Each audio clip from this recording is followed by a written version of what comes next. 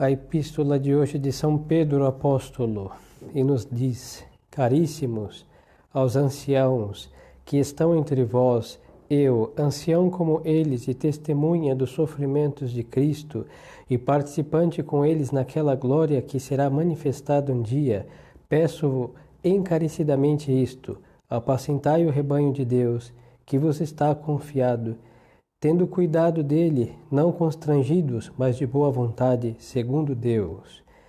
Não por amor do lucro vil, mas por dedicação, não como para dominar a soberania do Senhor, mas feitos sinceramente modelos do rebanho. E quando aparecer o príncipe dos pastores, recebereis a coroa imarcessível de glória.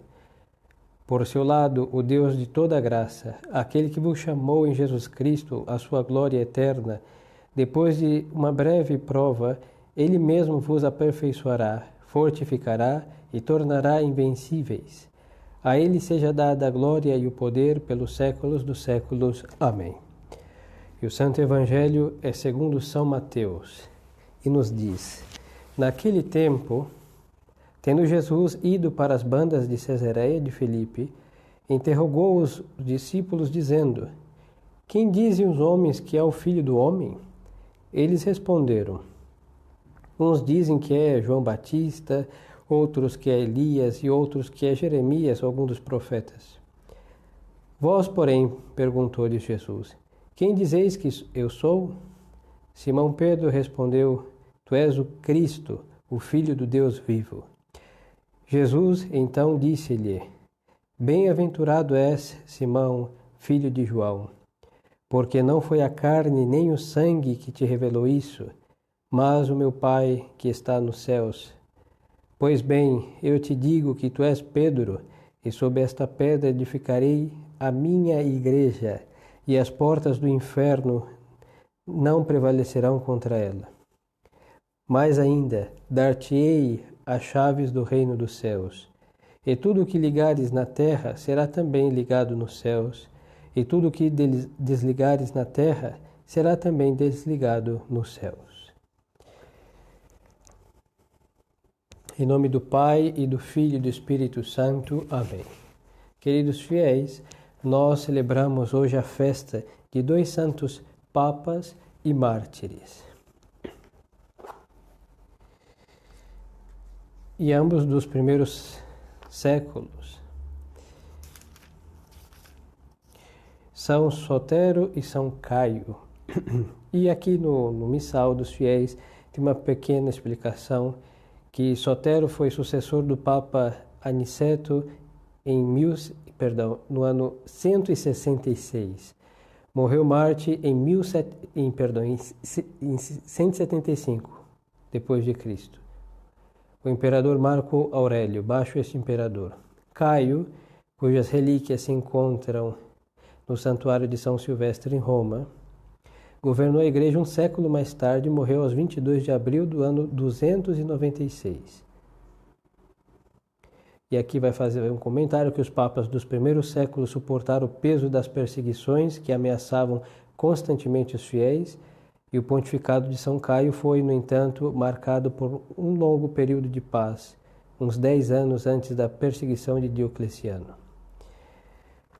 Os textos da missa de hoje é justamente do Comum dos Sumos Pontífices, que é um texto, é uma época, o Comum dos Sumos Pontífices foi aprovado baixo o papado de Pio XII, se não me falhar a memória. Então, e é muito belo também porque os papas, no rito tradicional, os papas santos têm o prefácio dos apóstolos.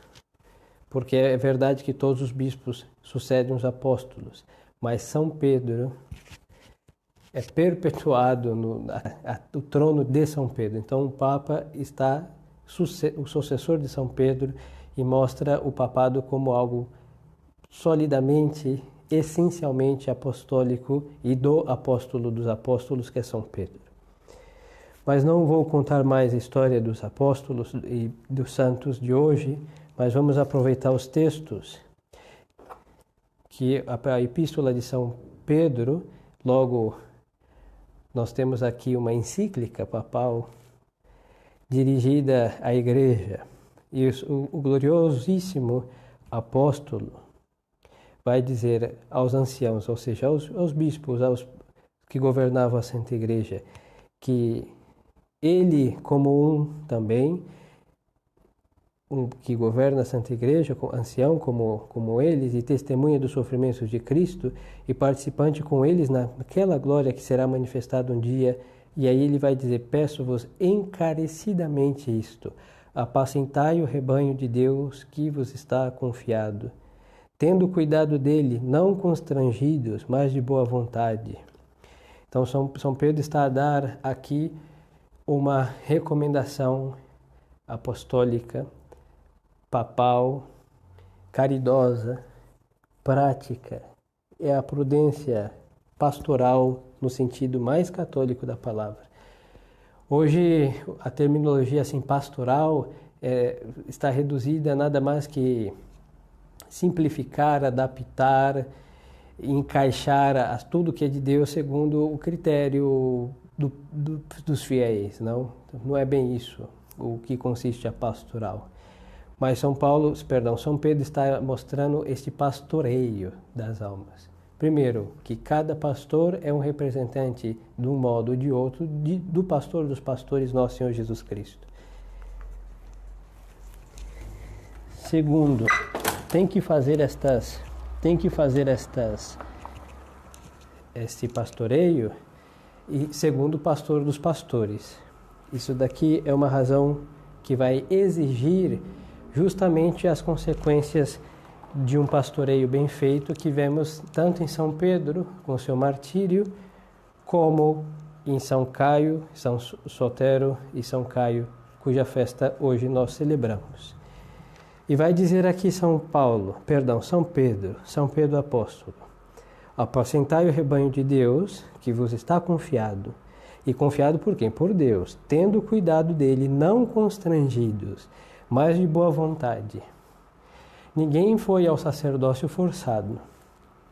E se foi forçado, bom, foi porque não deveria ter ido e foi porque, de certo modo, quis ser forçado e permitiu isso. Porque há todo um procedimento em que o candidato, não, aquele que está chamado ao sacerdócio, mostra a sua livre e espontânea vontade. E esta coação, essa violência que está proibido pela Santa Igreja, é proibido pela Santa Igreja ordenar pessoas à força.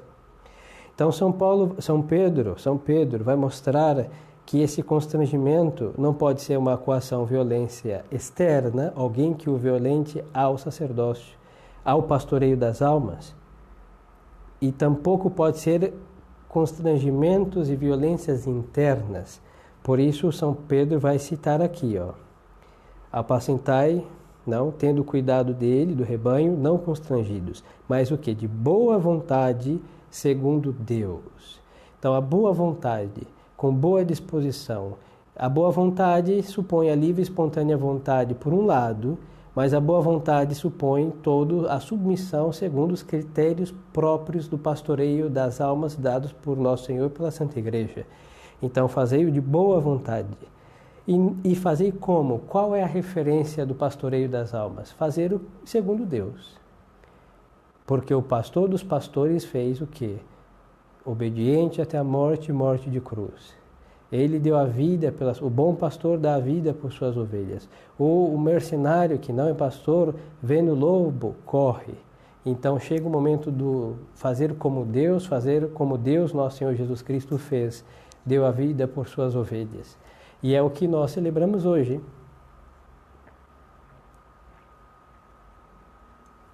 Na festa de São Caio, São Sotero, papas e mártires. Deram a vida pelas ovelhas que Deus lhes confiou. Por quê? Porque nós estamos obrigados, cada um ao seu modo, o Papa como Papa, o Bispo como Bispo, o Padre como Padre, os superiores a seu modo, superiores de congregações, etc., a serem representantes de Deus, governar segundo Deus, governar como Deus, nosso Senhor. Não só na autoridade, porque isso é fácil, realçar a autoridade com a infusão da autoridade divina da qual nós participamos, de um modo ou de outro, perfeito. mas também com as virtudes. Isso daí se esquece. Então é muito falar eu e bater ou mostrar o anel, eu sou o bispo, eu sou o sucessor de Pedro, de Paulo, de André, aqui está fulano, Beltrano, muito bem, quando temos um bispo válido, sagrado, direito, conforme a Santa Igreja, nós temos sim um representante de André, Tiago, Felipe, Bartolomeu, Tadeu, sim, não discutamos, mas só que onde estão as virtudes de Simão, de onde estão? Então nós vemos que uma coisa, a autoridade, exige as virtudes, mas só que nos súditos, para a desobediência se concretiza no quê? Se concretiza buscando o vício da autoridade, dizendo, não, mas fulano é meu superior, mas não é assim, então logo não obedeço. Não. No superior está a autoridade, ela é mais que suficiente para mandar, e é a razão mais que suficiente para o súdito obedecer. Mas quando o superior tem as virtudes que a sua autoridade clama, grita por elas, facilita a obediência dos súditos e faz a sua autoridade ser uma autoridade segundo Deus, na perfeição dos planos de Deus, com modus operandi segundo Deus. E então a sua autoridade vai alcançar o fim, que é o fim perfeitíssimo, de modo harmonioso, pacífico, eficazíssimo, que é o chamado bem comum. E para isso a autoridade está não convidada, está impelida a se sacrificar como Nosso Senhor. Porque viver, é verdade que a natureza humana de Nosso Senhor, em perfeitíssima constituição, com a visão beatífica, não é uma pessoa divina, então as virtudes do Nosso Senhor são as virtudes do Nosso Senhor e não precisamos nem descrevê-las, porque são elas são perfeitíssimas. Mas o superior humano não tem semelhante perfeição, mas tem o chamado graça de estado para mandar. E o súdito tem o chamado graça de estado para obedecer. Agora, quando a autoridade está cheia de virtudes conhecíveis, virtudes verdadeiras, o que acontece? O súdito está impelido à obediência por muitas razões. Essa é uma razão pela qual nós vemos a dissolução da hierarquia eclesiástica, não se está dissolvendo. Porque ordenados sacerdotes muitos são, bispo por aí também tem, mas nós não vemos as virtudes desses sujeitos. Então, às vezes se impõe somente o poder de ordem, perfeito. Isso está para o sacramento, santificação das almas. Mas quando esse poder de ordem está num sujeito virtuoso, nós temos aquele grande efeito bomba atômica que destrói todo o reino de Satanás. E quando não temos, fica uma ação pouca, frágil, limitada, porque Deus, segundo Deus, governar segundo Deus, como diz São Pedro na sua primeira carta, é governar segundo Deus, com as virtudes de Nosso Senhor, que a autoridade dada por Nosso Senhor confiou a fulano, a Beltrano, supõe as virtudes. Então ele vai dizer aqui, então nenhuma coação, não, de boa vontade segundo Deus, não por amor do lucro vil. Então aqui São Pedro vai mostrar a necessidade das virtudes. O lucro vil, ou seja, o lucro, o comercializar a religião. O pregar esperando ao fim da pregação quando passa a bolsa da coleta. Ou rezar pelos estipêndios que se consegue. Ou colocar uma carga pesada de taxas e de viagens, etc. Ou cobrar mais taxas além do que a piedade e a sensatez dos fiéis costumam querer manter, os ministros dando as suas ajudas, cada um faz o que pode. Pelo menos se supõe que façam o que podem e a gente não deve que ficar bisbilhotando quanto ganha e pedindo o dízimo como um protestante faz. Isso já é uma obrigação de cada cristão. Mas agora, colocar o ofício da autoridade a serviço do lucro, aí então nós temos o que? A comercialização de uma autoridade de Deus. Isso daqui, na fé católica, é um pecado gravíssimo, que vai levar até a simonia, não? A comercialização das coisas sagradas. E nós vemos por aí, hein? Nós vemos por aí, eu não sei se tem a intenção simoníaca, e isso daí é juízo de Deus, mas nós vemos quantos que abençoam, não sei, as medalhinhas, e as medalhinhas bentas são mais caras do que as medalhinhas não bentas. Ah, não, o correio, o peso continua sendo o mesmo, né? Mas tem que ter cuidado. Se não for simoníaco, já tem um aspecto desagradável, sacrílego, irreverente. Vamos deixar irreverente para com as coisas sagradas. Então, quantos? E por que São Pedro está a dizer isso? Nós vimos que o primeiro que fez lucro do sacerdócio, do episcopado, terminou péssimo. É Judas. O que ele fez? Ele vendeu, ele como bispo recém-sagrado, bispo, recém-ordenado sacerdote, sagrado bispo, ele vai vender o seu Deus por um beijo imundo e por 30 moedas de prata. Baratíssimo, hein?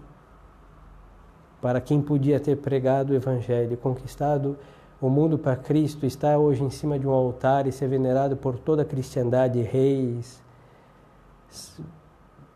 mártires, todo o episcopado, todo o sacerdote, ter a sua imagem e osculá-la e se prostrar geração em geração diante dela, com a glória que tem um São Pedro, tem um São Paulo, tem um Santo André. Este infeliz, Judas, poderia ter tido a mesma glória, mas por que ele não teve? Porque ele vendeu. Ali ele vendeu toda a glória que ele ia receber como apóstolo, vendendo o nosso Senhor Jesus Cristo. E vendeu a sua autoridade, sendo o mais desacreditado dos mortais. Então São Pedro tem muito clara a visão, diante dos olhos, do que aconteceu com um pastor, um dos primeiros que vendeu, que trabalhou por um lucro vil, teve uma vida vil, e entre a venda de Nosso Senhor e o fim da sua vida são questão de horas. E não é o mesmo o que vemos, por acaso, na vida de tantos que vivem comercializando a religião. Infelizmente vivem mais, não?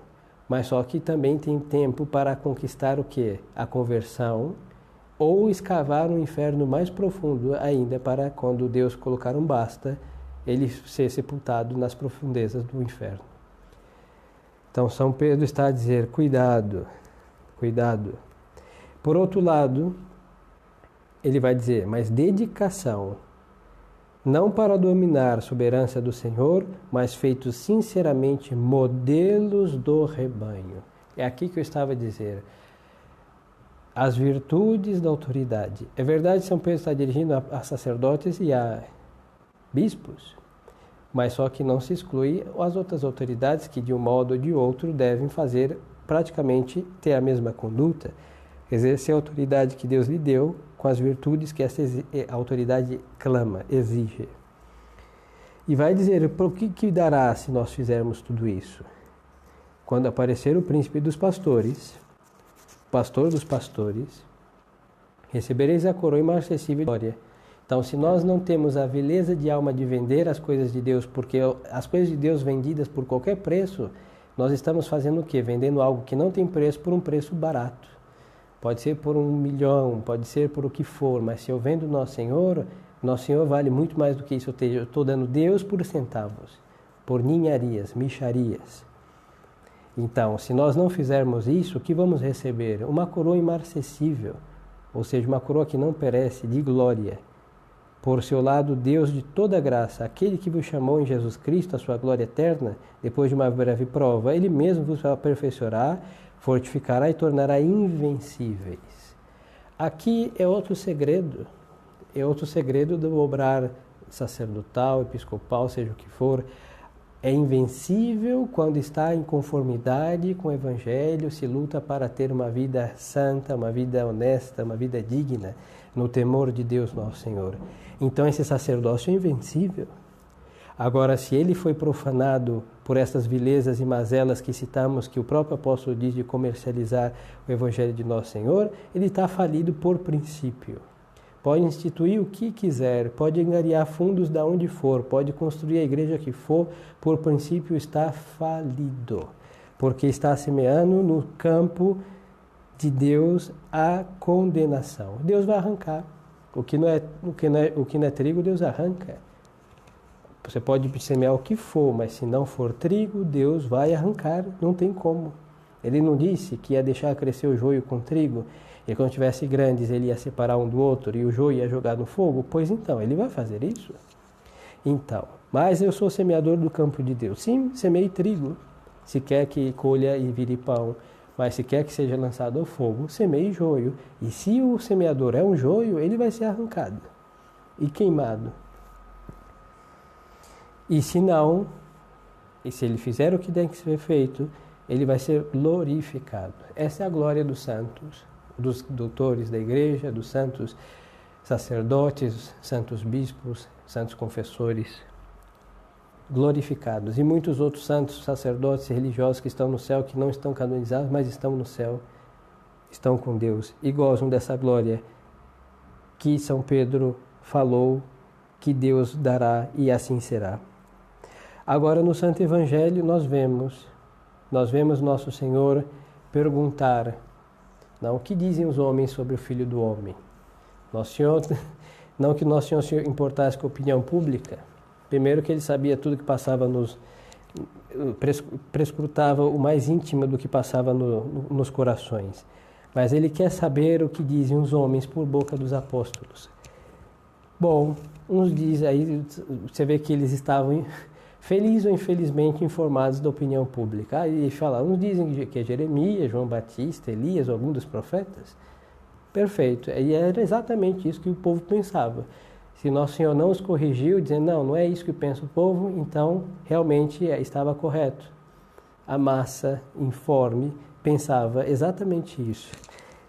E estavam todos errados. E os apóstolos disseram o certo, porque era realmente o que eles pensavam. E agora Deus, nosso Senhor Jesus Cristo, vai dizer o que acham sobre, o que pensais sobre mim. Então, Nosso Senhor, os santos padres vão comentar aqui, para saber a opinião pública, Nosso Senhor diz, o que pensam sobre o Filho do Homem?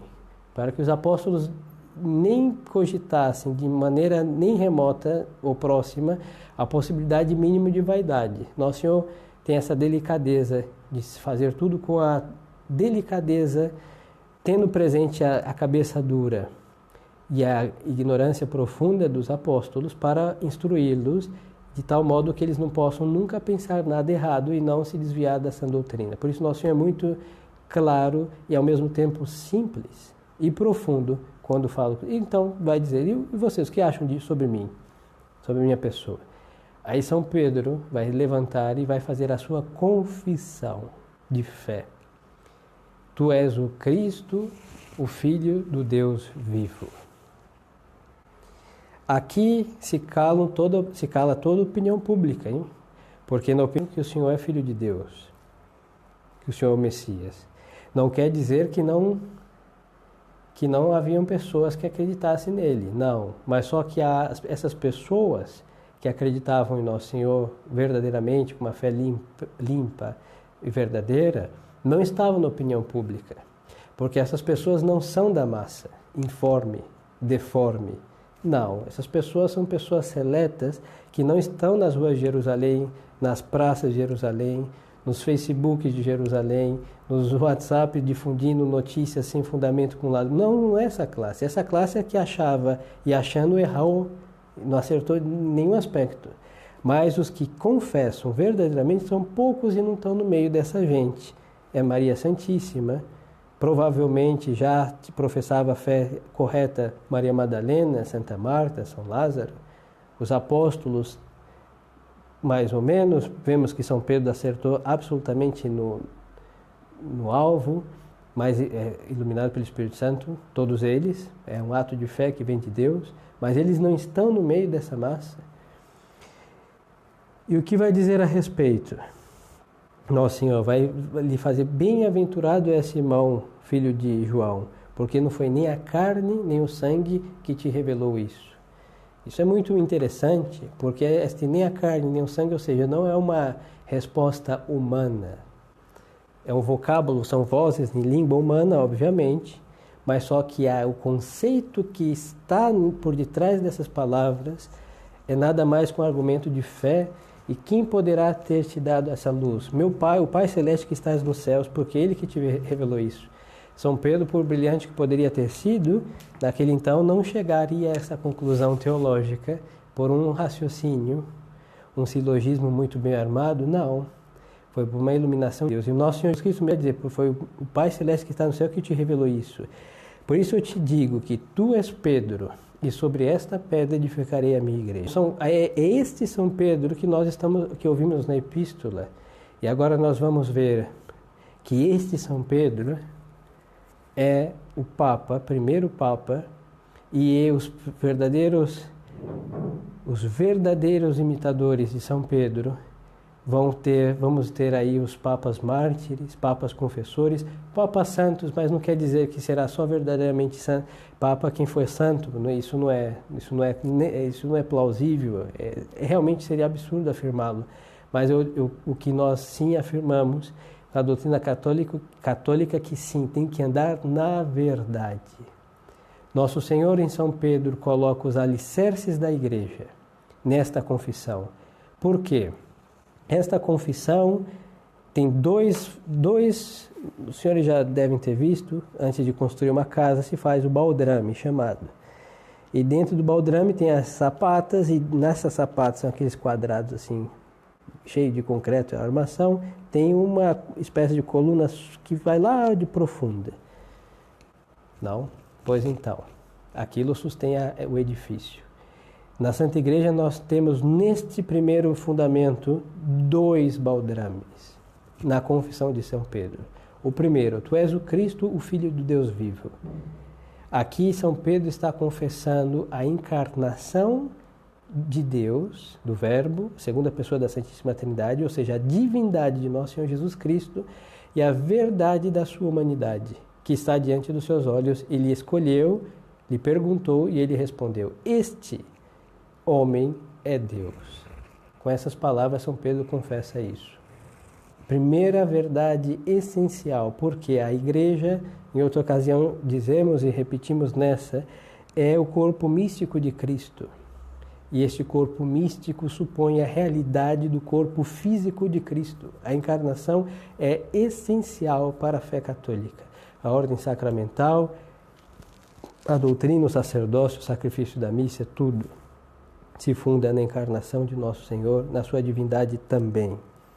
Agora, o outro fundamento está na promessa de nosso Senhor. Então, nós temos o fundamento da confissão de São Pedro, que é a verdade da encarnação e divindade de nosso Senhor. Tu és o Cristo, ou seja, o Messias, o Filho do Deus vivo. Se é tu e está encarnado, é uma natureza humana verdadeira que vem, então é um homem verdadeiro e Deus verdadeiro, o Filho verdadeiro, e ele vai dizer do Deus vivo para mostrar que é do Deus verdadeiro e não das falácias, das falsidades da idolatria ou da superstição ou das fábulas dos pagãos. Não, é o Deus verdadeiro, o Deus vivo. Designação bem hebraica ao Deus verdadeiro, o Deus vivo, porque não é morto em um simulacro, numa imagem fria de um Zeus, de um Apolo, de Hera, de sei lá o quê. Não, é um Deus verdadeiro, vivo. E sois o Filho dele. Logo, o Filho consubstancial ao Pai. Deus de Deus, luz da luz. Deus verdadeiro do Deus verdadeiro, que foi gerado, não criado. Não, como dizemos no credo. E nosso Senhor, por seu lado, vai lançar o outro fundamento, que é o papado. Nós, verdade que na tradição, sempre essa grande crítica, essa grande abstinência absoluta de tudo que está hoje com o nome de papado e episcopado. Verdade. Mas só que isso é uma situação anormal e não tira nenhuma vírgula e nenhum ponto final do Evangelho e do magistério da Santa Igreja. É justamente por isso que nós temos que nos abster dessas pessoas, porque não corresponde com o que nós sabemos que tem que ser. E não é o gosto pessoal meu ou de outros sacerdotes e bispos por aí. É nada mais que o parecer e o gosto de Deus, Nosso Senhor, que foi concretizado em suas palavras escritas e no obrar de 2000 anos de igreja. Então, São Pedro é colocado como fundamento, pedra. Por isso vai dizer Nosso Senhor, tu és Pedro, e sobre esta pedra angular, pedra fundamental, porque Cristo é a pedra angular e a pedra fundamental. Se São Pedro se faz às vezes de Cristo, ele também vai ser pedra e fundamento. da igreja. E eu vou edificar a minha igreja. Minha, não é de Pedro, não é de Paulo, nem de André. Minha é de Cristo. Ele que está dizendo que a minha é dele. Isso designa a possessão, propriedade dele. E como que ele vai deixar a característica essencial? As portas do inferno não prevalecerão sobre ela. Por quê? Porque é minha. Porque foi fundada sobre quem? Sobre Pedro. E Pedro tem a autoridade de quem? De Cristo. E Cristo é o quê? Deus. Logo, Pedro é infalível, indestrutível, inquebrantável, indefectível na fé e na moral. Porque assim é quem? Cristo. E ele se faz às vezes de quem? De Cristo. E Cristo foi vencido? Jamais. Cristo foi derrotado? Jamais. Cristo defeccionou em alguma coisa? Nunca. Logo, é um sol que não conhece o ocaso. Logo, assim é o sucessor de São Pedro. É São Pedro e será assim seus sucessores. E vamos ver algumas palavras a respeito. Santo Hilário vai dizer, a glossa vai dizer,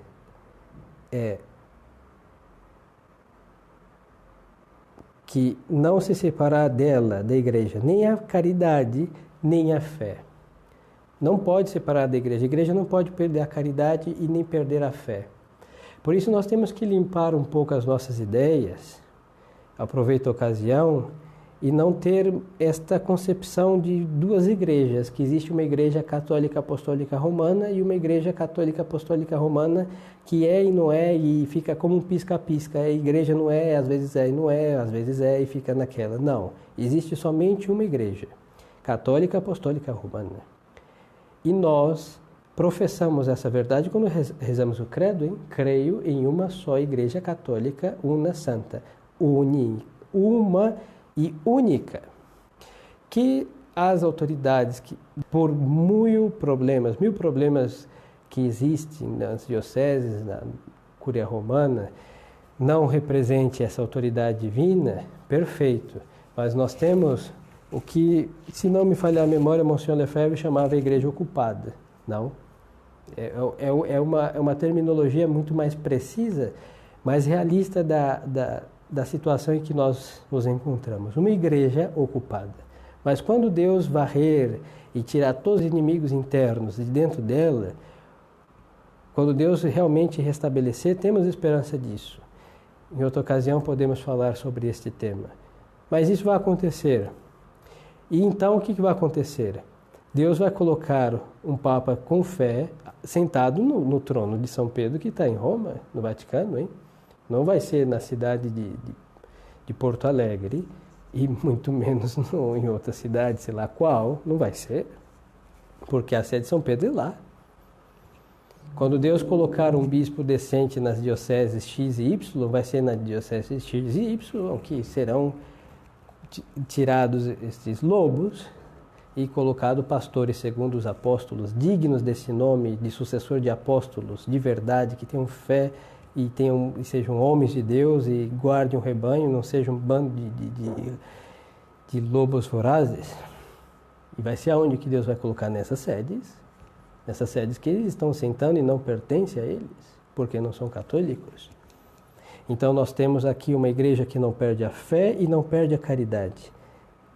E São Jerônimo vai dizer, eu tenho por portas do inferno aos pecados, aos vícios, ou também as doutrinas heréticas que seduzem os homens e os levam para o inferno, para o abismo.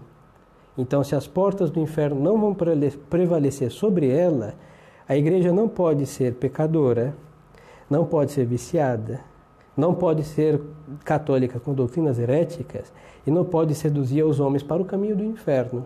Não pode. Aí os senhores podiam objetar-se, não lhes dou espaço, mas poderiam, talvez, nos considerar isso, falar, mas padre, é o que nós vemos. Por que nós vemos isso? Porque esses tronos, essas sedes estão ocupadas por pessoas que não governam segundo Deus, como nós ouvimos São Pedro aconselhar os pastores. Porque se governassem segundo Deus, jamais Deus quer a condenação de alguém e Deus quer o quê? A instrução das almas, a conversão dos pecadores e a santificação e salvação de suas almas. Para isso que nós estamos aqui, para dar-lhe glória com o sacrifício da Santa Missa. Primeiro servimos a Deus essencialmente e somente, e por Ele nós vamos salvar almas.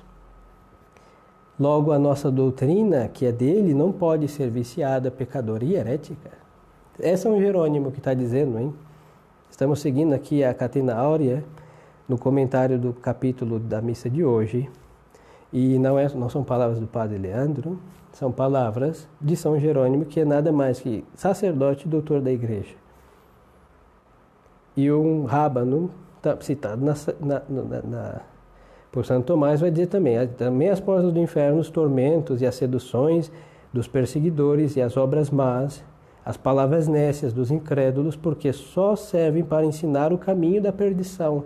Ou seja, essas coisas não vão prevalecer sobre a Santa Igreja, porque as portas do inferno não prevalecerão sobre elas.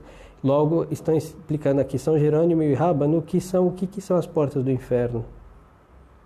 E Orígenes vai dizer assim: mas não expressa o Senhor se vai prevalecer sobre a pedra, sobre a que está edificada a igreja, ou se será sobre a igreja edificada sobre essa pedra.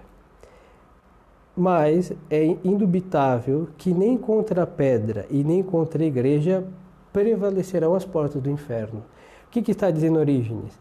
Não parece claro se é sobre Pedro, que é esta pedra, ou sobre a igreja edificada sobre ela, que as portas não vão prevalecer.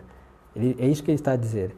Mas, sem embargo, é indubitável que nem contra a pedra, ou seja, nem contra Pedro e nem contra a igreja, as portas do inferno podem prevalecer. Isso é evidente. Por que não pode prevalecer contra a pedra sobre a qual Cristo edificou sua igreja, que é Pedro, e são os papas? Por quê? Porque esta pedra, já falávamos e repito, é pedra angular, como Cristo é pedra angular. E esta pedra é pedra de tropeço para o mal. Se faz tropeçar o mal, o mal não pode fazê-la perecer, ela tem que ser mais poderosa para fazer o mal tropeçar, cair e se quebrar. Porque essa pedra ou é Cristo ou tem o poder de Cristo. Cristo e o poder de Cristo, São Pedro e os seus sucessores. E aqui deixa muito claro Orígenes, o padre da igreja. E aqui São Cirilo, vai dizer: segundo a promessa de Cristo, a igreja apostólica de Pedro permanece pura de toda a sedução e a margem, assim, a protegida de todo ataque herético, por cima de todos os governadores, bispos e sobre todos os primados das igrejas, em seus pontífices e em sua completíssima fé e na autoridade de Pedro. E quando algumas igrejas, ou seja, particulares, tenham sido chamadas ou qualificadas por algum erro de algum de seus indivíduos, somente ela reina sustentada de um modo inquebrantável, impõe o silêncio e fecha a boca dos hereges. Ou seja, a igreja de São Pedro, a igreja romana. E nós, a não ser que estejamos enganados por falsa presunção de nossa salvação, ou tomados do vinho da soberba, confessamos e pregamos justamente com ela a verdade e a santa tradição apostólica em sua verdadeira forma. Nós sabemos que a igreja chamada universal é a igreja em todo o mundo, mas existem igrejas chamadas particulares, por exemplo, o rito armênio, a igreja dos armênios, que é uma qualificativo de uma nacionalidade, um povo. Existe depois os bizantinos, que aí abarcam várias nações, Grécia, Rússia.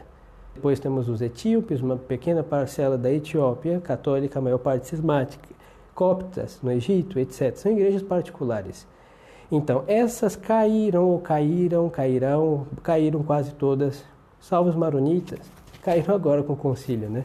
Mas anteriormente tudo mostra que eles nunca caíram em nenhuma dessas mazelas de heresias ou cismas. Mas então, eles caem, mas São Cirilo está dizendo que esta fé de Pedro não cai. nunca caiu, e é o critério da fé de São Pedro que nós mantemos a nossa fé, ele vai dizer, salvo que, embriagados do vinho da soberba, confessássemos e disséssemos o contrário, como vai dizer São Cirilo.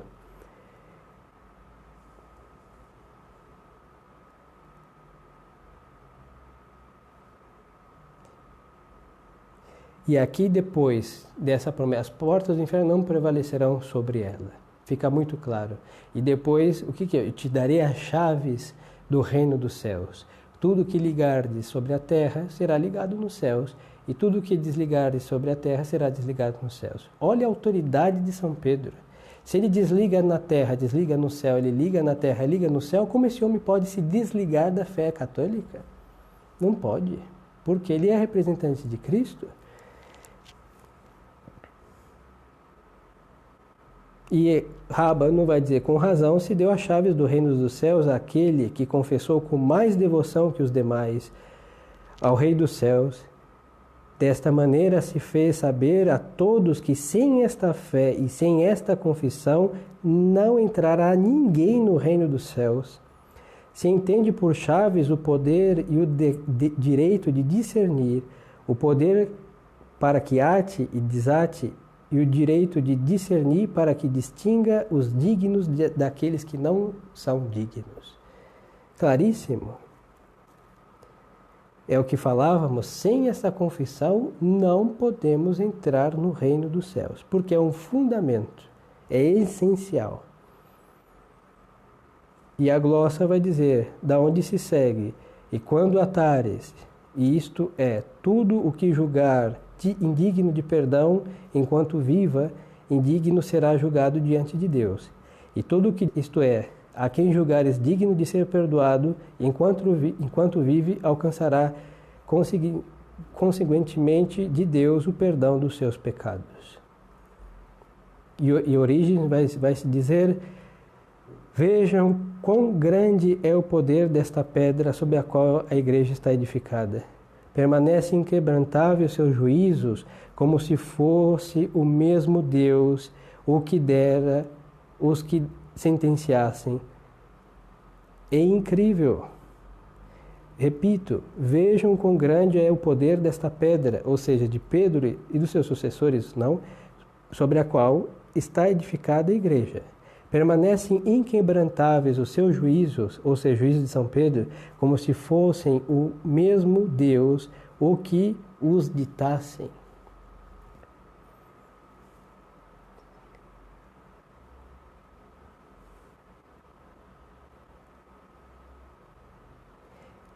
Então, nós temos aqui, queridos fiéis, a confissão de São Pedro e o fundamento da nossa fé. Então, peçamos a Deus, nosso Senhor, é a conclusão de nossas palavras, a graça de ter pastores segundo Deus. Se nós não temos pastores segundo Deus, é um círculo vicioso, né?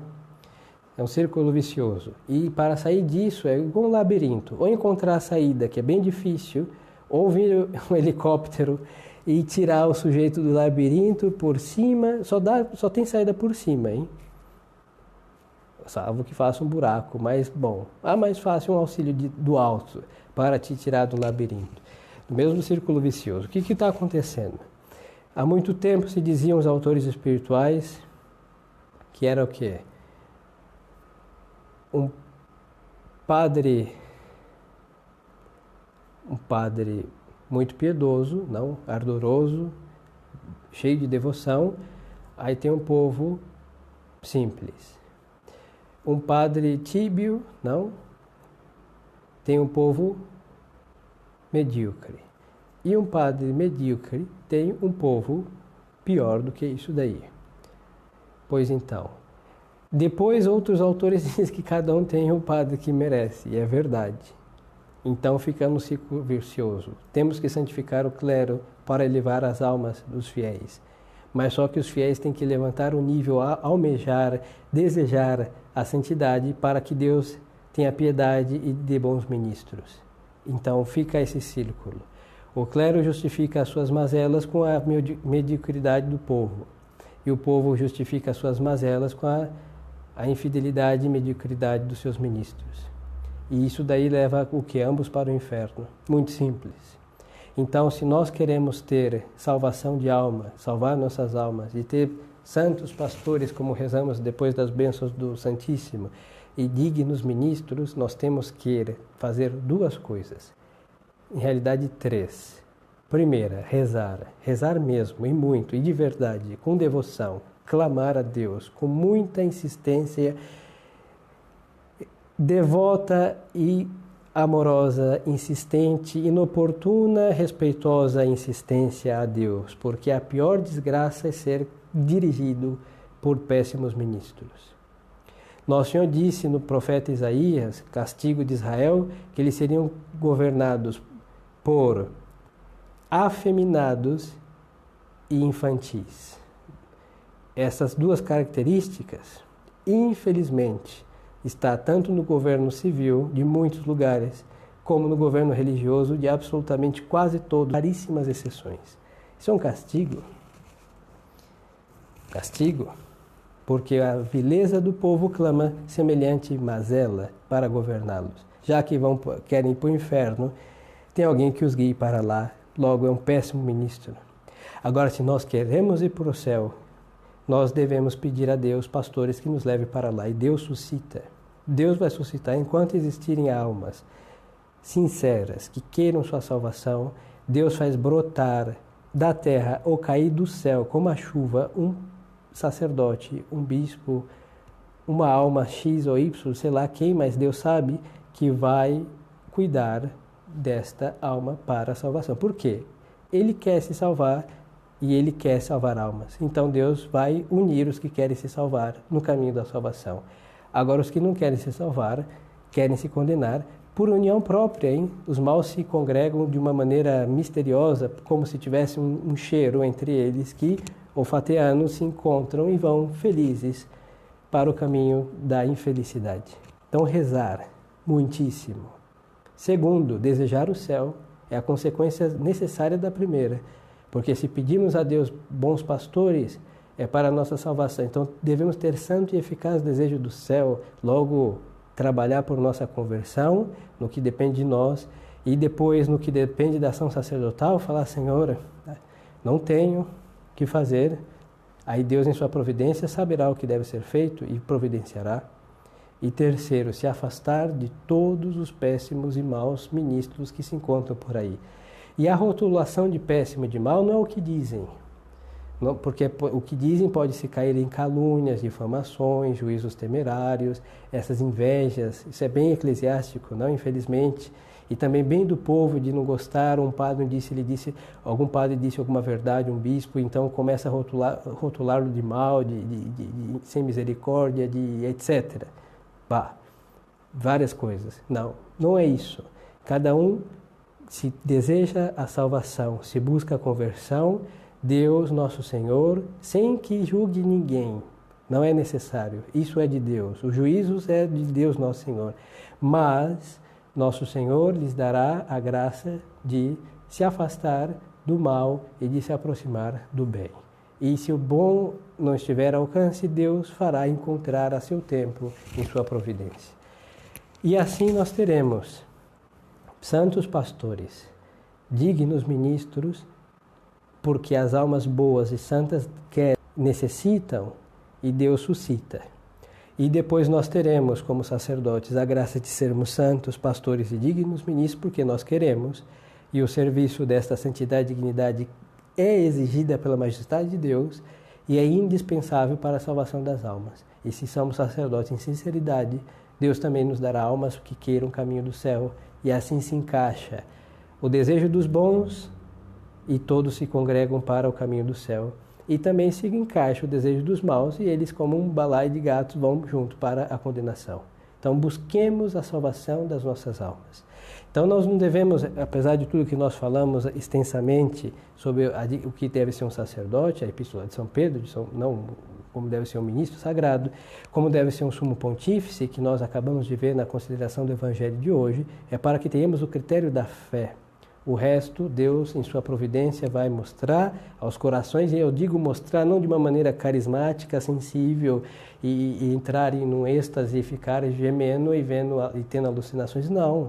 É um mínimo de bom senso que Deus realmente mostra aos olhos das almas criteriosas que querem salvar aonde está o perigo e aonde está a proteção. Então, peçamos a esses gloriosíssimos mártires, São Sotero e São Caio, que deram a vida por suas ovelhas, que lá do céu eles intercedam por nós, para que possamos ser, no caso do vosso servidor que vos fala, um digno pastor, e que as almas, os senhores ovelhas, desejem, queiram ser também santas ovelhas, apacentadas por Cristo, pelas mãos do sacerdócio, dos sacerdotes, dos bispos, que queiram ser também segundo Deus nosso Senhor e assim salvar-nos, com a graça de Deus nosso Senhor. Em nome do Pai, e do Filho, e do Espírito Santo. Amém.